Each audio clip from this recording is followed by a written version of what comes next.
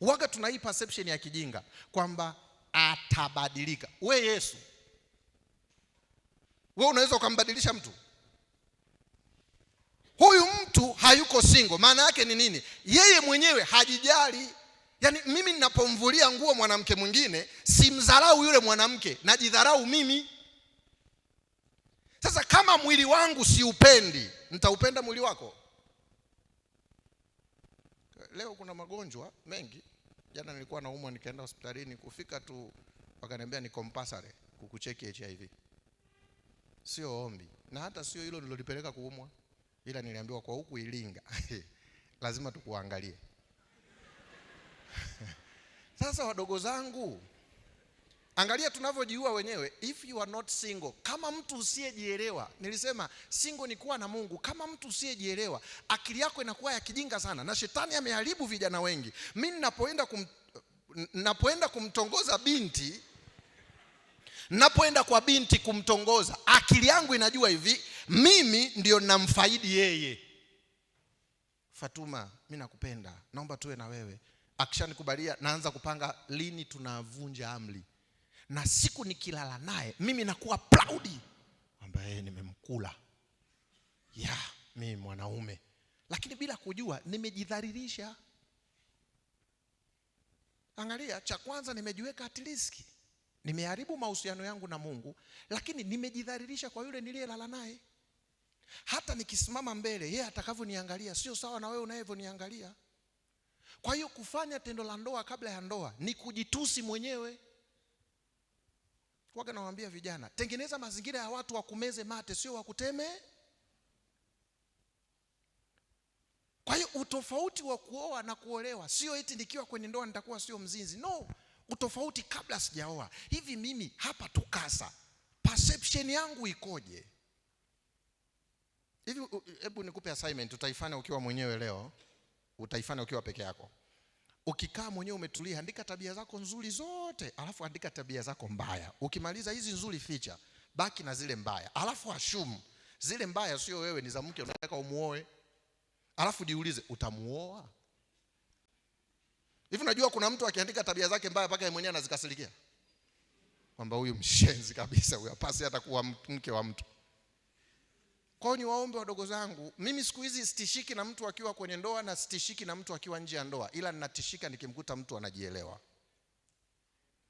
Kwa sababu nimegundua kwa miaka hii 12, wengi waliokuwa kwenye ndoa, asilimia kubwa waliokuwa kwenye ndoa ni watu wasiojijua na hawako salama. Na nimeuliza hili swali, hata wewe nakutuma, nenda kwa waulize wanandoa wengi, muulize hivi, kwa nini mmeoana? Utashangaa wewe mwenyewe. Utakuta anakuambia agizo la Mungu. Yaani alichofanya aoe ni agizo la nani? Na yuko kwenye ndoa. Mwingine anakuambia nimeoa ili tuzaliane, na yuko kwenye ndoa. Kwa hiyo wadogo zangu, usitishike na ndoa na usitishike kuwa na nje ya ndoa, lakini tishika na we mwenyewe kuwa single. Wekeza nguvu sana za kujipata wewe kuliko kupata wengine. Kwa sababu pindi utakapojijua wewe ni nani, mimi nilichojifunza, hata thamani yako inakuwa. Ngoja niwaambie mabinti, sisi wanaume tuko hivi, nikikutongoza, nikaja nikakutongoza, ukaonyesha msimamo, nikikaa na wenzangu na kusifia. Yaani ukipita hapa mbele naanza kumwambia Amidwe, unakumbuka yule dada anakuambia nimeimba nyimbo zote? Asijasikia yule dogo anajielewa. Nimeimbisha, ana msimamo. Lakini nikikutongoza leo umenikubalia, kesho nimekukula. Nikikaa na wenzangu unapita wakasema, cheki mtoto yule, mimi nacheka. Yuko wapi? Naambia yule pale, ngambia hamna lolote, maharage ya Mbeya maji marai. Nikuulize swali, wewe binti uliokuwa hapa, umetengeneza thamani yako au umedestroy thamani yako? Hebu kuanzia leo kuwa proud unapojiprotect wewe mwenyewe. Mfano plani yako ikoje? Mimi nilipanga kuoa nikiwa form 2. Mama mzazi, na sikuwa na hii elimu, lakini nilikaa nikaandika nikiwa na miaka 28 nioe. Niko form 2. Mfano, nikuulize swali hapa, wewe uliyechuo mwaka wa kwanza, wa pili, wa tatu, lini unataka kuoa? Angalia, ukiwa na jibu ambalo haujui, bado wewe sio single. Yaani ukijibu hivi sijui, au unijibu Mungu akijalia, means you are not single.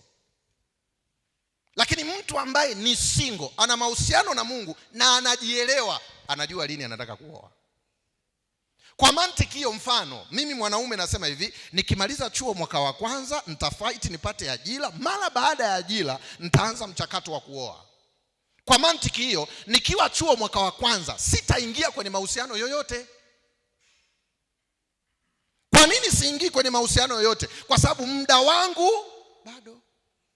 Mimi binti nimejicholea, nitaolewa au nitahitaji mchumba mwaka wa 3 nikiwa chuoni, lakini Mungu akijalia nikimaliza chuo nahitaji niolewe. Hapo labda niko mwaka wa kwanza chuo. Kwa hiyo najua mipango yangu, naingia kwenye uchumba nikiwa mwaka wa ngapi? Kwa hiyo nikiwa mwaka wa kwanza akaja mtu, nani Mwajuma, mimi nakupenda, nataka tuwe wote, si mtukani, si mjibu vibaya, asante kaka Pita kwa kunipenda, ila mimi kwa sasa siko tayari. Lakini kuna watu wakitongozwa wanaona kama dhahabu. Yaani akisimamishwa tu, nani Naomi? Samahani Naomi, sijui una muda tuongee. muda. Kwani ulikuwa unataka usemaje?